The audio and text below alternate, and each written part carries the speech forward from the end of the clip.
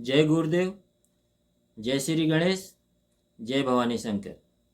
मित्रों, आज मैं एक नई खुशखबरी के साथ, नई जानकारी के साथ आप लोगों के सामने उपस्थित हूँ। मैं इस वीडियो के माध्यम से आप सभी दर्शकों का स्वागत करता हूँ, अभिनंदन करता हूँ। आप सभी दर्शकों को नमस्कार। मित्रों, आज हम इस वीडियो के माध्यम से ये जानकारी प्राप्त करेंगे, ये सीखेंगे कि हम अपनी प्रार्थना की ताकत को कैसे कई गुना बढ़ा सकते हैं। मित्रों, जहाँ पर कोई काम नहीं हो पाता है, कोई दवा किसी रोग में काम नहीं करती है, हमारा कोई भी काम बिगड़ा पड़ा हुआ है, तो हम प्रार्थना के माध्यम से उस काम को ठीक कर सकते हैं। हम ईश्वर के द्वारा शक्ति प्राप्त कर सकते हैं।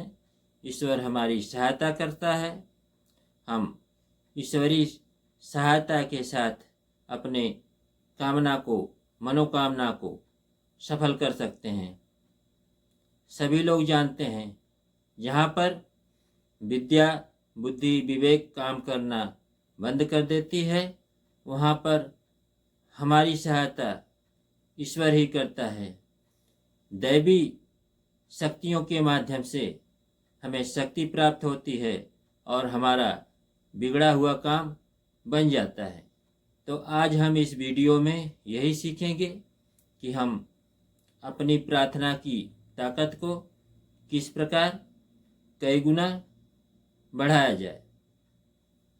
मित्रों, आज यह विज्ञान भी मान चुका है कि प्रार्थना में बहुत ताकत होती है। ये सिद्ध हो चुका है कि अगर हम ठीक प्रकार से प्रार्थना करें तो हम अपने हर संकट से उबर सकते हैं। ईश्वर हमें बल, बुद्धि, विद्या प्रदान कर सकता है। तो प्रार्थना कैसे करें, प्रार्थना होती क्या है, इसके बारे में हम जान लेते हैं। लेकिन मित्रों, मैं एक बार आपसे निवेदन करना चाहता हूँ कि आगे बढ़ने से पहले आप मेरे चैनल को सब्सक्राइब कर दीजिए, लाइक करिए और बेल आइकन को दबा दीजिए, ताकि मेरे द्वारा बनाई गई हर वीडियो आपके पास सबसे पहले पहुँचे। तो मित्रों, प्रश्न ये उठता है कि प्रार्थना होती क्या है। प्रार्थना वह विधि है, वह विधान है जिसके द्वारा हम अपने ईश्वर से बातचीत करते हैं, अपनी मनोकामना को ईश्वर तक पहुंचाते हैं। हमें क्या चाहिए, हमें जीवन में क्या संकट है, संकटों से उबरने के लिए हम ईश्वर से प्रार्थना करते हैं, हम ईश्वर से संवाद करते हैं। और ये प्रार्थना कई प्रकार से की जाती है। तो मूल रूप से हम अपनी अभिलाषा, मनोकामना ईश्वर के सामने रखते हैं, ईश्वर से बातें करते हैं, ईश्वर से संवाद करते हैं। यही प्रार्थना होती है। तो मित्रों, प्रार्थना कई प्रकार से की जाती है। कोई जो है मंत्र का जप करता है, कोई चालीसा का पाठ करता है, कोई मानस पाठ करता है, कई लोग तीर्थ यात्रा पर जाते हैं, कई लोग जो है किसी प्रकार का आयोजन करते हैं, उसके माध्यम से ईश्वर से जुड़ते हैं। तो प्रार्थना करने के कई विधि विधान हैं। लेकिन हमें प्रार्थना कैसे करना चाहिए? तो मित्रों, हम जब भी कोई प्रार्थना करें, दिल से करें, दिमाग से नहीं करें। यदि हम कोई भी प्रार्थना दिल से करते हैं, दिल से ईश्वर से बातचीत करते हैं, तो ये संवेदना, हमारी मनोकामना, हमारी बातचीत ईश्वर तक पहुंचती है। आज ये विज्ञान सिद्ध कर चुका है कि हम जो भी कुछ सोचते हैं, विचारते हैं, हमारे मन में जो चलता है वो ब्रह्मांड तक पहुंचता है। ईश्वर अपने पास कुछ भी नहीं रखता, ये ब्रह्मांड अपने पास कुछ भी नहीं रखता। आपकी जो भावना रहती है, जैसी भावना रहती है, उस भावना को जानकर वैसी ही चीज़ें आपके जीवन में प्रकट कर देता है। हमें कभी दुखी मन से प्रार्थना नहीं करना चाहिए। हमें हमेशा प्रसन्न होकर, प्रसन्न चित्त से प्रार्थना करना चाहिए। इसके पीछे एक कारण है कि हम जिस अवस्था में प्रार्थना करेंगे उसी अवस्था का हमारे जीवन में विकास होगा, अर्थात हम उसी स्थिति को प्राप्त करेंगे। तो कभी भी प्रार्थना दुखी होकर के नहीं करना चाहिए। कहा गया है कि दुख में सुमिरन सब करे, सुख में करे न कोई। जो सुख में सुमिरन करे, दुख काहे का होए। तो मित्रों, कभी भी दुखी मन से प्रार्थना नहीं करनी चाहिए। अगर आप दुखी होकर के प्रार्थना करेंगे तो आपको दुख ही प्राप्त होगा, दुख के अलावा कुछ नहीं प्राप्त होगा। तो जब भी प्रार्थना करें, हमें प्रसन्न मन से, खुश होकर के प्रार्थना करना चाहिए। दोहा यही कहता है कि हमेशा हमें प्रसन्न होकर के प्रार्थना करना चाहिए। सब लोग दुखी होकर प्रार्थना करते हैं तो दुख ही प्राप्त होता है। कोई जो है सुख में प्रार्थना नहीं करता है। यदि मनुष्य सुख में प्रार्थना करे, प्रसन्न चित्त से प्रार्थना करे, तो दुख कभी आएगा ही नहीं। यही इस दोहा में बताया गया है। और आगे एक और चौपाई है जो मानस की है, मैं वो आप लोगों के सामने प्रस्तुत करता हूँ। इस चौपाई में भी यही बात बताई गई है कि जाकी रही भावना जैसी, हरि मूरत देखी तिन तैसी। तो आपकी भावना जैसी रहेगी, आपकी मनोकामना जैसी रहेगी, आपके अंतःकरण में जैसे विचार होंगे, वही विचार मूर्त होकर के आपके जीवन में प्रकट होंगे।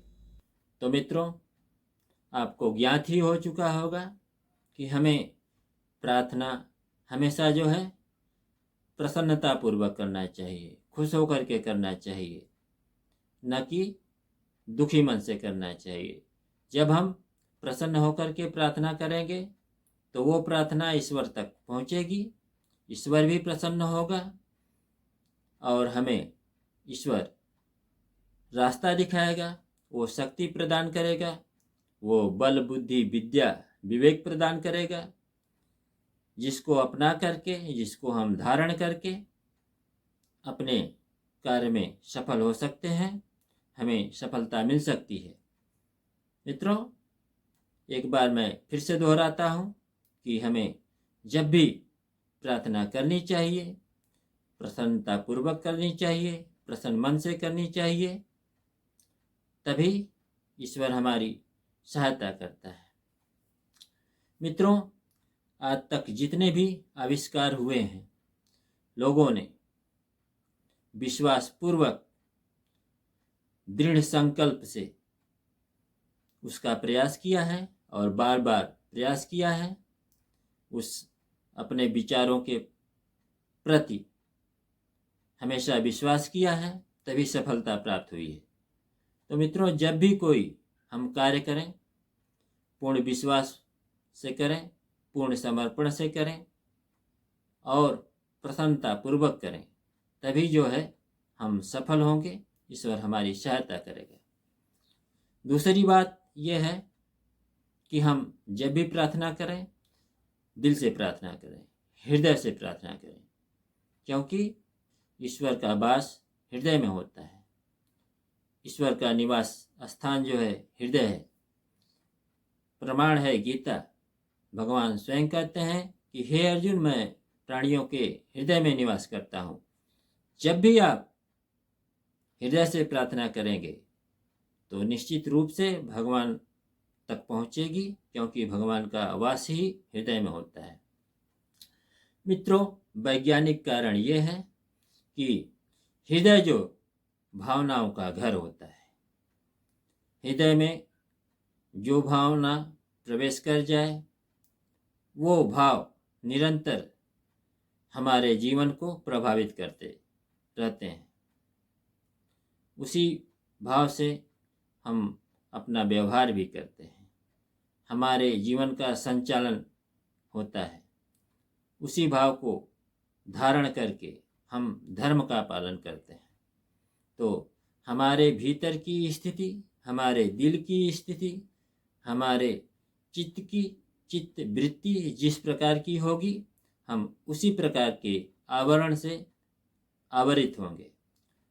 अर्थात हमारे दिल के भीतर, हृदय के भीतर जो भावना होगी, उसी भावना से प्रभावित होकर के हम जीवन में आगे बढ़ेंगे, जीवन की यात्रा तय करेंगे। तो जो भी हो, हमें प्रार्थना जो है हृदय से करनी चाहिए, क्योंकि भगवान का निवास स्थान हृदय ही है। अगर हम हृदय से प्रार्थना करेंगे तो भगवान तक पहुँचेगी। दूसरी बात यह है कि हृदय ही मस्तिष्क को जो है कंट्रोल कर सकता है, अन्यथा दिमाग में, मन में नाना प्रकार के विचार जो है, करोड़ों, हजारों, लाखों विचार निरंतर हर समय हमारे मन में एक के बाद एक श्रृंखला की तरह उत्पन्न होते ही रहते हैं। ये विचार ही हमें भ्रमित करते हैं। हमें जो है इन विचारों के चक्कर में नहीं पड़ना है। हमारी जो मनोकामना है उसके प्रति हम ध्यान दें। उसे प्राप्त करने के लिए हम हृदय से प्रार्थना करें, उस बात को हृदय में धारण करें और हृदय से काम करें। जब हृदय और मस्तिष्क, जब दिल और दिमाग मिलकर के एक साथ काम करता है तो निश्चित ही सफलता मिलती है। यदि केवल मन से काम करेंगे तो मन नाना प्रकार की उलझनों में डालेगा। यदि दिल उसके साथ जुड़ जाता है तो दिल में जो भावना है, जो घर कर गई है, जो स्थिर हो गई है, जो बैठ गई है, वो भावना दिमाग तक पहुँचेगी, मन तक पहुँचेगी और वो काम निश्चित रूप से सफल होगा, हमें सफलता प्राप्त होगी। केवल दिमाग वो काम नहीं कर सकता, क्योंकि दिमाग नए नए तरीके ढूंढता रहता है। लेकिन जब हम किसी भी मनोकामना से प्रेम करते हैं, उस पर दृढ़ विश्वास करते हैं, वो निश्चित ही सफल होती है। विश्वास होना चाहिए, ईश्वर के प्रति हमारी श्रद्धा होनी चाहिए। जब हम श्रद्धा और विश्वास के साथ कोई काम करेंगे और ईश्वर से प्रेम करेंगे, हृदय से काम करेंगे, क्योंकि हृदय में ही ईश्वर का वास होता है, ईश्वर का निवास स्थान है।